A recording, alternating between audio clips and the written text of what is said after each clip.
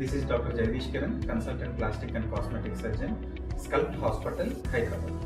Gynaecomastia అంటే hormonal imbalance వల్ల అబ్బాయిల్లో కూడా అమ్మాయిలాగా చెస్ట్ పెరగడాన్ని గైనకోమాస్టియా అంటారు. దీన్ని మెడికేషన్స్ ద్వారా కానీ ఎక్సర్సైజ్ ద్వారా కానీ తగ్గించుకోలేదు. సర్జరీ తప్పనిసరి. ఎక్సర్సైజ్ ద్వారా చెస్ట్లో ఉన్న ఫ్యాట్ని కరిగించగలం కానీ గ్లాండ్ ఏదైతే గెడ్డ ఛాతీలో భాగంలో డెవలప్ అయిందో దాన్ని తగ్గించలేము. కాబట్టి సర్జరీ తప్పనిసరి. హార్మోనల్ ఇంబ్యాలెన్స్ వల్ల డెవలప్ అయిన గ్లాండ్ని మనం రిమూవ్ చేస్తున్నాం కాబట్టి దీనికి సైడ్ ఎఫెక్ట్స్ ఏమి ఉండవు. It's a safe procedure.